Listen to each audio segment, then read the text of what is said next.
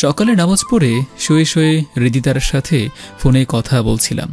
রিনি ও হৃদিতার কথা জানে, কারণ হৃদিতা দু একবার এসেও ছিল আমাদের এখানে। রিনির সাথে খুব ভাব হয়ে গিয়েছে। হঠাৎ কিছু একটা পড়ার শব্দ পেলাম। রিনি, রিনি, এটা বলে ডাকতে লাগলাম কি পড়েছে তা জানার জন্য, কিন্তু কোনো সাড়া না পেয়ে দৌড়ে গেলাম। গিয়ে দেখি রিনি কিচেনে ফ্লোরের ওপর পড়ে আছে। তাড়াতাড়ি চোখে মুখে পানি দিলাম, কিন্তু জ্ঞান ফিরছিল না। তাই একটু ভয় পেয়ে গেলাম। সাথে সাথে মাকে কল করলাম। মা বলল বেশি করে মাথায় পানি দেওয়ার জন্য।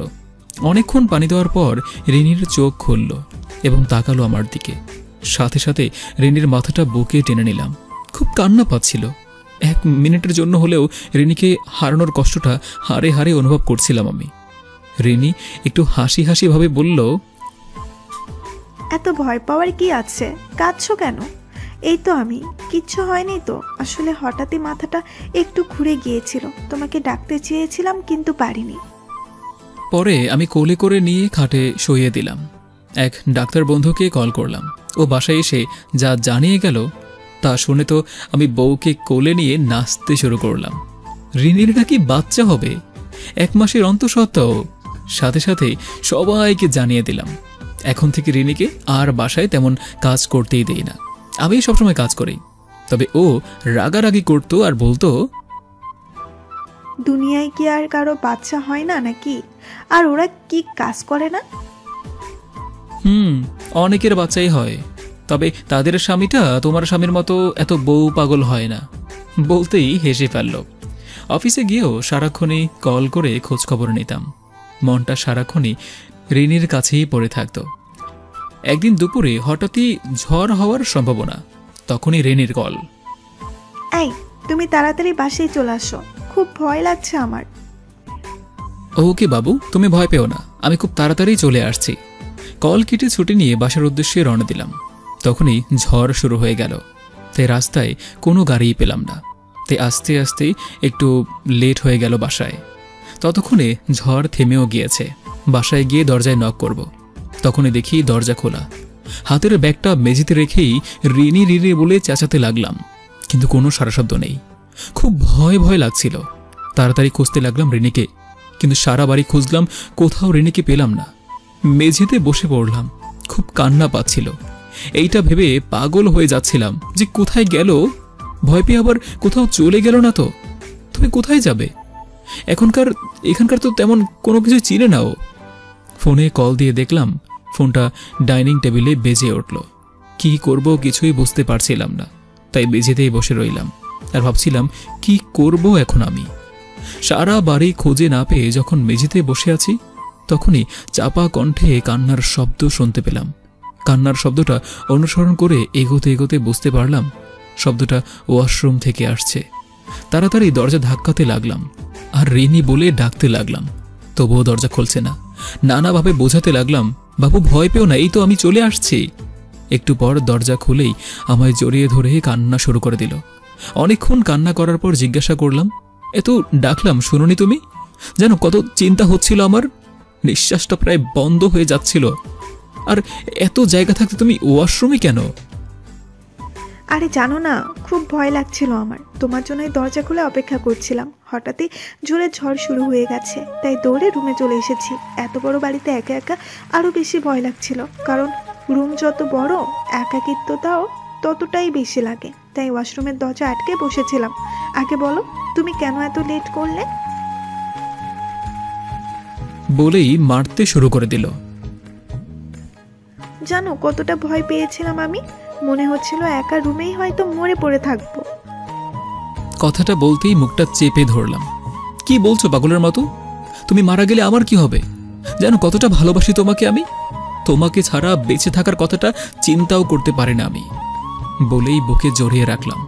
একটু পর, ছাড়ো, আর ধরবে না আমায়। যদি আমার কিছু হতো, এত লেট করলে যে।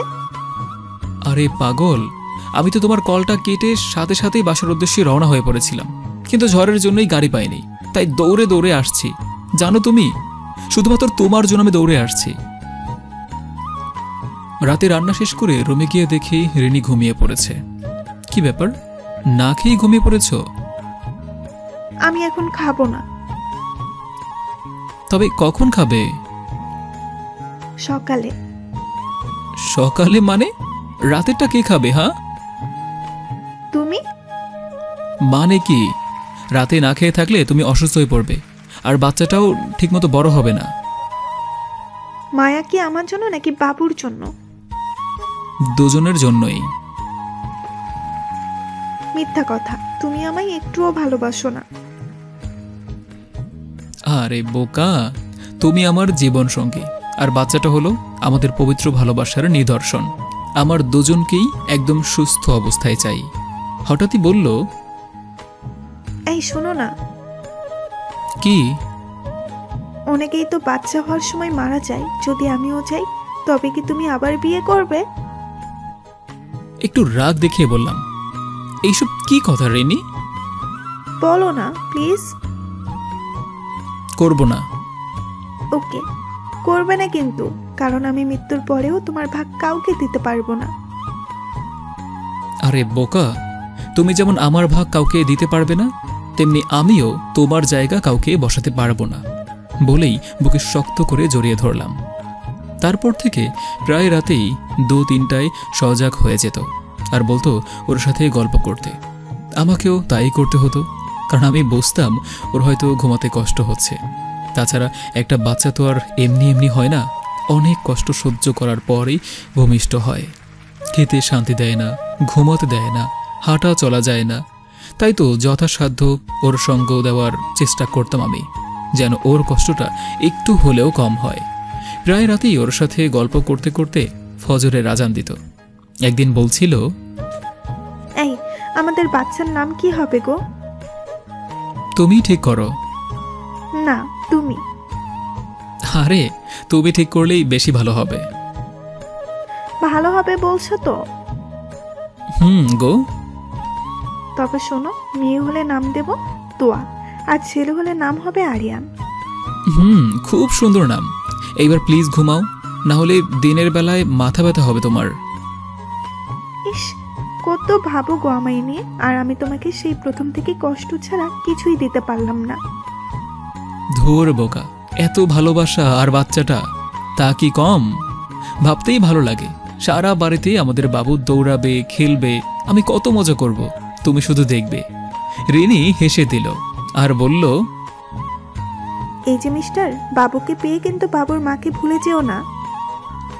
আরে কি যে বলো না, প্রাণ ছাড়া কি দেহ চলে নাকি? এই, আমি তোমার প্রাণ নাকি? শুধুই কি প্রাণ? সোনা, ময়না, জান, কলিজা, নিঃশ্বাস, আরো কত কি। হইছে হইছে, আর বলতে হবে না। চলো এবার ঘুমিয়ে পড়ি।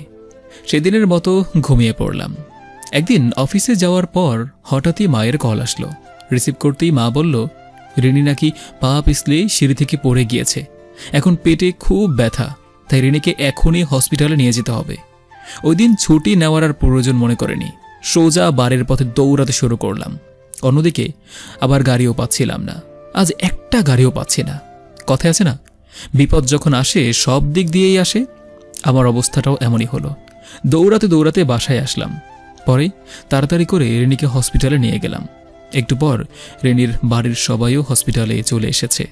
রেনিকে এখনই সিজার করে ফেলতে হবে, নাহলে খুব সমস্যা হয়ে যাবে পরে। রেনি ব্যথায় খুব কাঁদছিল, আমিও কাঁদছিলাম। সারাক্ষণই আমার হাতটা ধরা ছিল।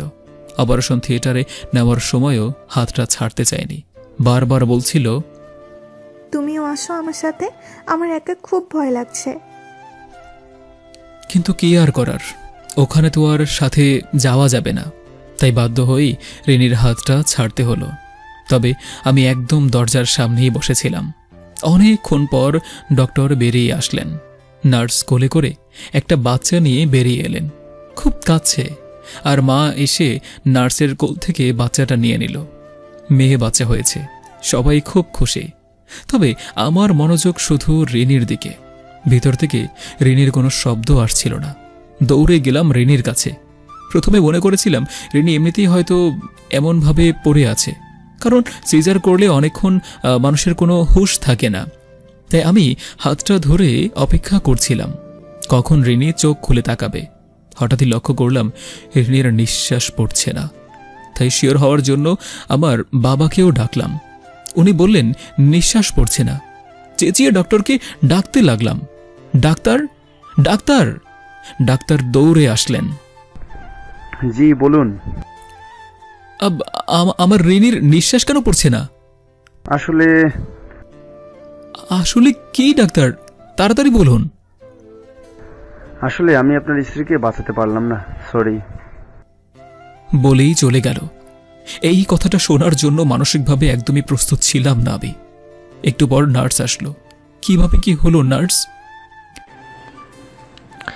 আসলে আপনার বউকে অপারেশন থিয়েটারে আনার পর ডাক্তার ভালোভাবে দেখে বুঝতে পারলেন ওনার পরে গিয়ে খুব চোট লেগেছে, বাচ্চার অবস্থা খুব সংকটজনক। এখন হয় বাচ্চাকে বাঁচাতে হবে, না হয় মা। তাছাড়া একটা অপারেশনের কারণে ওনার ভবিষ্যতে বাচ্চা হওয়ার চান্স মাত্র 20%, না হওয়ার সম্ভাবনাই বেশি। এই কথা শোনার পর আপনার বউ ডাক্তারের হাতে পায়ে ধরে বলে বাচ্চাটা বাঁচিয়ে দিতে। আপনার নাকি বাচ্চার খুব শখ, তাছাড়া বিয়ের পর নাকি আপনাকে কষ্ট ছাড়া সুখ দিতে পারেনি।